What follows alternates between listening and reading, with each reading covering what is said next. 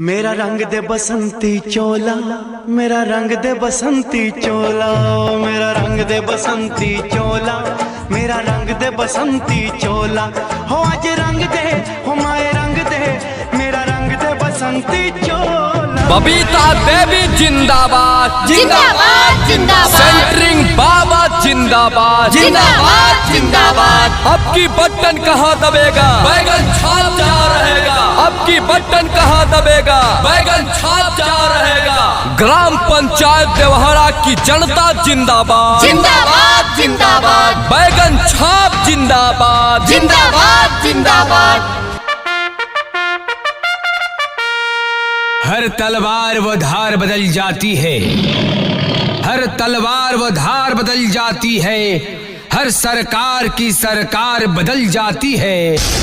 जब जाग कर करवट लेती है जनता, तो क्षेत्र की इतिहास बदल जाती है।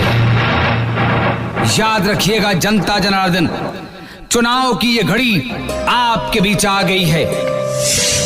आपको चुनाव करना है अपने क्षेत्र से एक ऐसा प्रतिनिधि जो आपके दुख को समझ सके, जो आपके तकलीफ को समझ सके, हर दुख सुख में काम आ सके। जी हाँ, ऐसे प्रतिनिधि का चुनाव करना है। तो इस बार हमारे बीच ऐसे ही प्रतिनिधि आई हैं बबीता देवी जी, जिनके पति हैं बलिराम गिरी उर्फ बाबा सेंटरिंग जी। याद रखें, इस बार कोई और नहीं, बबीता देवी जी को ही मुखिया बनाना है। बैगन छाप पर बटन दबाकर भारी से भारी मतों से विजयी बनाना है। याद रखें, ईवीएम मशीन के क्रमांक संख्या 6 पर बटन दबाना है और बाबा सेंटरिंग को विजयी बनाना है। याद रखें, बैगन छाप, बैगन छाप। ठान लो ये मन में, बहकावे में नहीं आना है। जी हाँ, इंदिरा आवास, शौचालय, राशन कार्ड, वृद्धा पेंशन, विधवा पेंशन।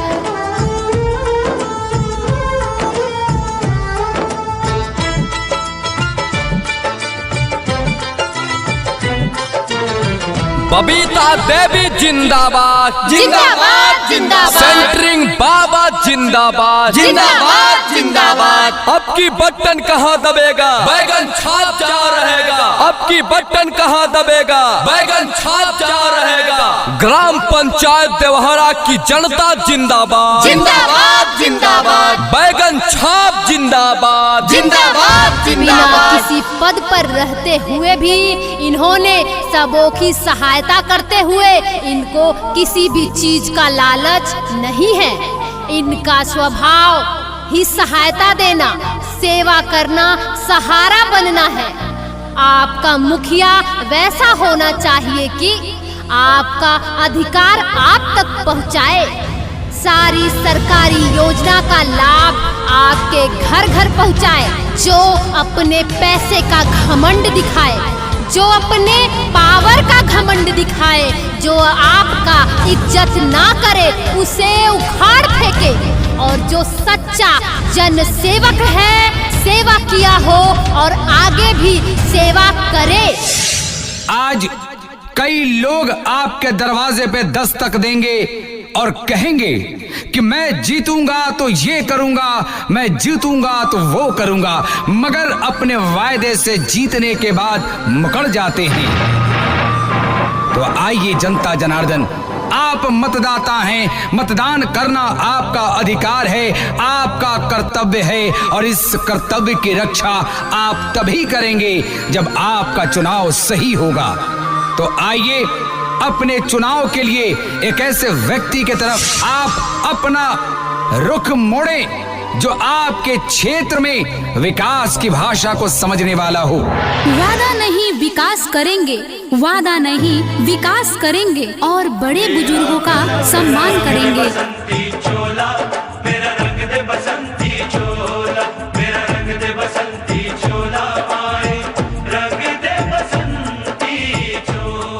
भारी से भारी मतों से विजयी बनाना है। अपने समाज का, अपने गांव का, अपने पंचायत का विकास कराना है।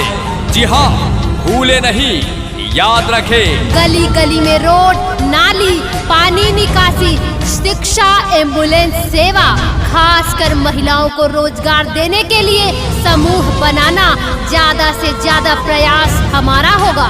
महिलाओं को काम देना, रोजी रोटी कमाने का अवसर उत्पन्न करना, यह हमारा सबसे अहम काम होगा। इस बार विजयी बनाना है, चूके नहीं। अगर इस बार चूक गए तो समझिए कि 5 साल तक पछतावे के अलावा कुछ नहीं बचेगा।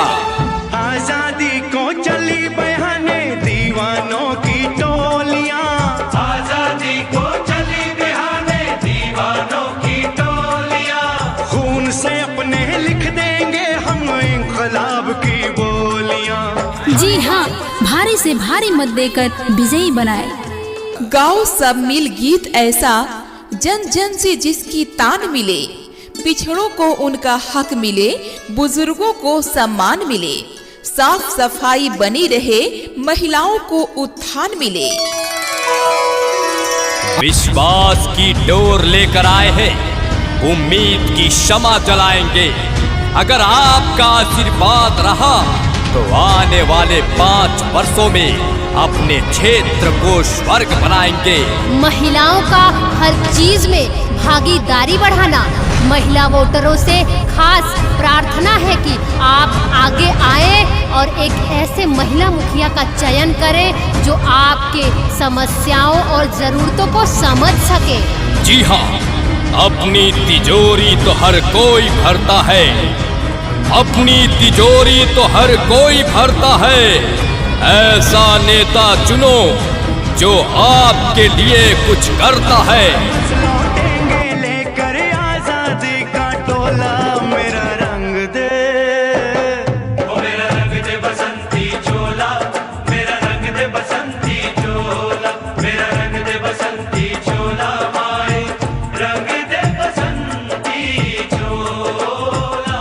आपके अपने चहेता, आपके अपने सुख दुख में साथ देने वाले, जिनके दिल में है गरीबों के लिए स्नेह, समाज के सभी वर्गों के लिए आदर एवं सम्मान के भाव, जो चाहते हैं अपने पंचायत का विकास, जो चाहते हैं अपने पंचायत में उन्नति एवं तरक्की, जो चाहते हैं अपने क्षेत्र की सड़कें पक्कीकरण, बिजली, पानी एवं स्वास्थ्य केंद्र, प्रधानमंत्री आवास योजना के तहत हर गरीब के लिए पक्का मकान, लक्ष्मीबाई पेंशन का लाभ दिलवाना, सामाजिक सुरक्षा पेंशन का लाभ दिलवाना, वृद्धाओं के लिए वृद्धा पेंशन, विधवाओं के लिए विधवा पेंशन, उज्ज्वला योजना के तहत हर गरीब परिवार को गैस सिलेंडर दिलवाना, आयुष्मान भारत योजना के तहत हर गरीब परिवार तक 5 लाख रुपए तक का स्वास्थ्य बीमा का लाभ दिलवाना। बबीता देवी जिंदाबाद, जिंदाबाद जिंदाबाद, सेंटरिंग बाबा जिंदाबाद, जिंदाबाद जिंदाबाद। अब की बटन कहाँ दबेगा, बैगन छाप जा रहेगा।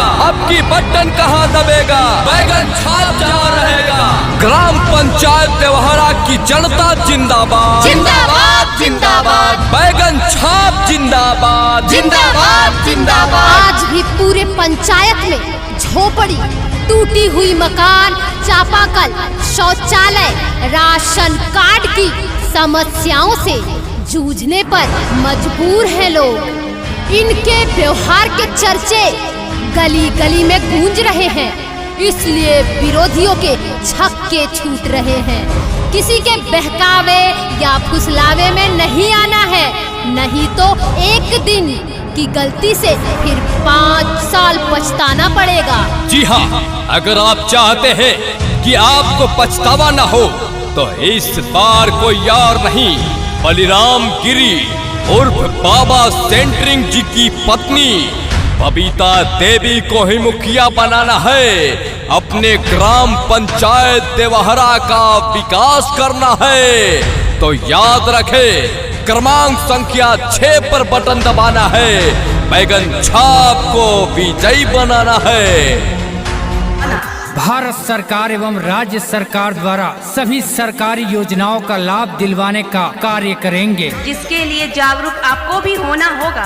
तो सोच समझकर अपने मत के अधिकार का प्रयोग करना होगा और चुनना होगा उसे जो नेक हो, ईमानदार हो, जो आपकी सेवा के लिए तत्पर हो। चोला है कि जिस पे रंग चढ़े ना दूजा, ये वो चोला है कि जिस पे रंग चढ़े ना दूजा।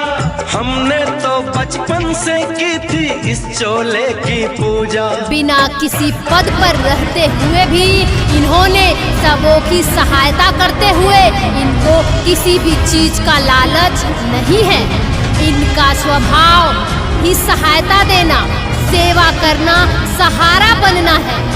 आपका मुखिया वैसा होना चाहिए कि आपका अधिकार आप तक पहुंचाए, सारी सरकारी योजना का लाभ आपके घर घर पहुंचाए, जो अपने पैसे का घमंड दिखाए, जो अपने पावर का घमंड दिखाए, जो आपका इज्जत ना करे उसे उखाड़ फेंके, और जो सच्चा जन सेवक है, सेवा किया हो और आगे भी सेवा करे। गाओ सब मिल गीत ऐसा, जन जन से जिसकी तान मिले, पिछड़ों को उनका हक मिले, बुजुर्गों को सम्मान मिले, साफ सफाई बनी रहे, महिलाओं को उत्थान मिले।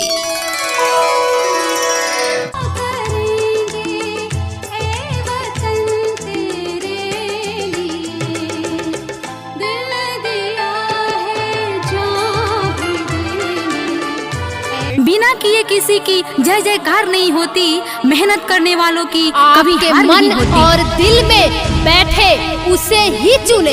अब बहुत हुआ, जनता जाग गई है, आंखें खोलिए, उजाला की ओर देखिए, अपना अधिकार पहचानिए, पंचायत का मिलजुल के विकास करिए।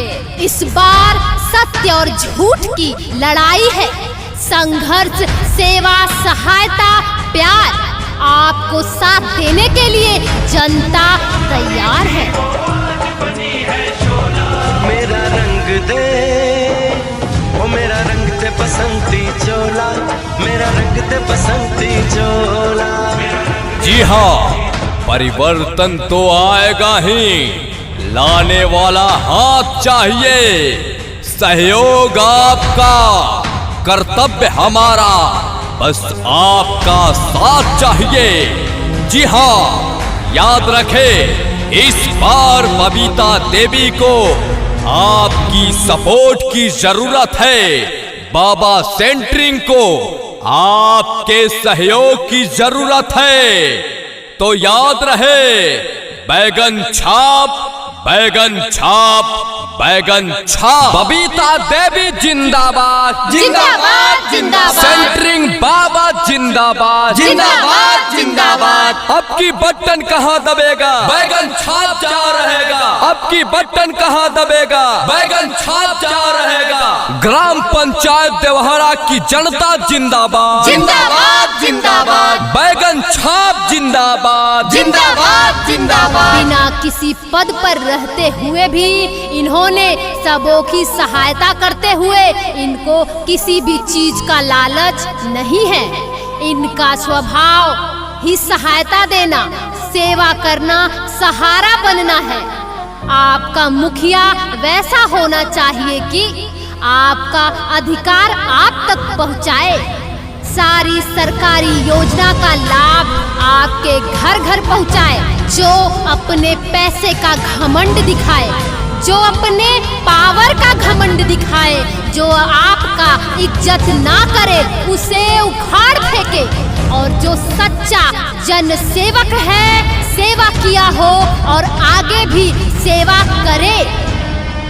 भैया हम रंजन सक्सेना और हमारे भाई सुमित संगम जी की तरफ से तमाम मतदाता गण के प्रणाम कर रहल बानी, और रउआ सभे से निहोरा भी कर रहल बानी कि एह बार पंचायती चुनाव में मुखिया पद के प्रत्याशी बबीता देवी बैगन छाप लेकर आपके बीच आई है। क्रमांक संख्या 6 पर बटन दबाना है और विजयी कराना है।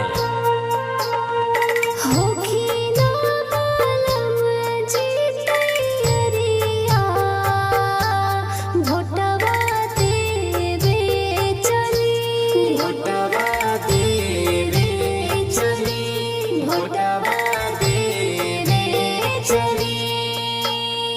करमठ सुशील हवे भैया, अब कीन के चुनी, अब कीन के चुनी, अब कीन के चुनी। परिवर्तन तो आएगा ही, लाने वाला हाथ चाहिए। सहयोग आपका, कर्तव्य हमारा, बस आपका साथ चाहिए। जी हाँ, हम सब के बीच हमेशा रहने वाले, हम सबको हमेशा सहयोग करने वाले हमारे बड़े भाई बलिराम गिरी उर्फ बाबा सेंट्रिंग जी की पत्नी बबीता देवी को ही मुखिया बनाना है। सब लोग जात बाड़े बुथावा पसूना, क्षेत्र के विकास जे करी है उनही के चूना। ओढ़ी ना देवरानी जी चुनरिया, भोटवा देवे चली, भोटवा देवे चली, भोटवा देवे चली। अर्जी बा हमार, मर्जी बा राउ, आ ठीक से चुनी न तो चुना जाई बाऊ।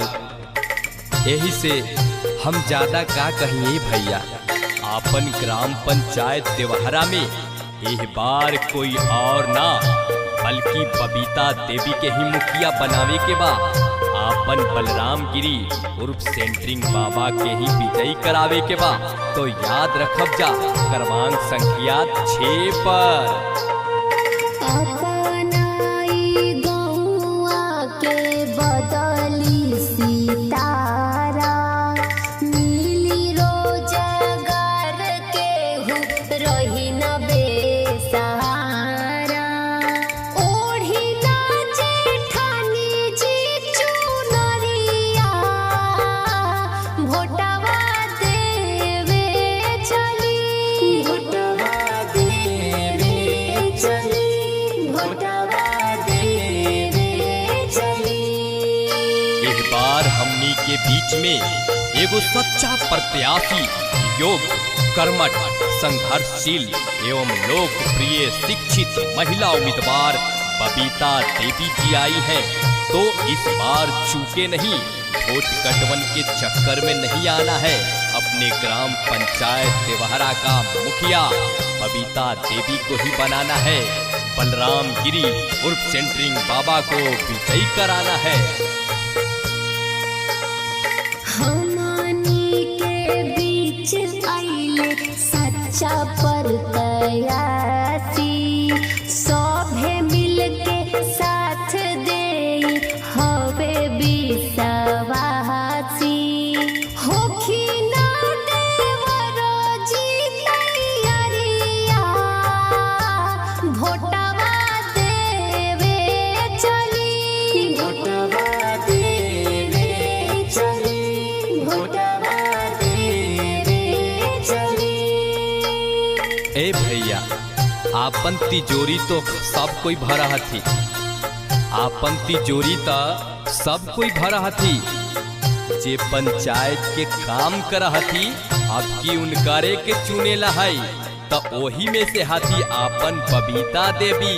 ए चाची, बहुत लोग पैसा के प्रलोभन देता थी, लेकिन उनकर चक्कर में मत अइहा। बैगन छाप पे बटन दबैहा, बबीता देवी के विजयी बनैहा। तेन्ही ना सड़िया चाची, भोटवा देवे चली।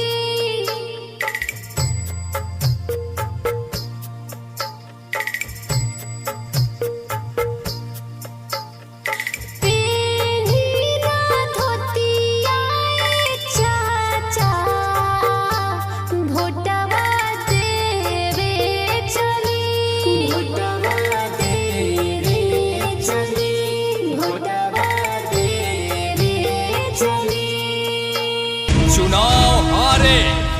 मगर समाज सेवा जारी रहेगा। करते हैं वादा क्षेत्र की जनता से, जब तक है जान यह जान तुम्हारा रहेगा। जी हाँ, हमारे बीच इस बार ग्राम पंचायत देवहरा से बलराम गिरी उर्फ सेंट्रिंग बाबा जी, जिनकी पत्नी है बबीता देवी जी। तो याद रहे, इस बार कोई और नहीं, अपने ग्राम पंचायत देवहरा का मुखिया बबीता देवी को ही बनाना है। बाबा सेंट्रिंग को विजयी कराना है, क्योंकि चाहते हैं आप कि आपके समाज का विकास हो, आपके पंचायत का विकास हो। तो इस बार किसी के चक्कर में नहीं आना है। बहुत सारे लोग आएंगे आपके द्वार पे वोट मांगने के लिए, एक से बढ़कर एक वादा करेंगे, लेकिन उनके वादों में नहीं आना है।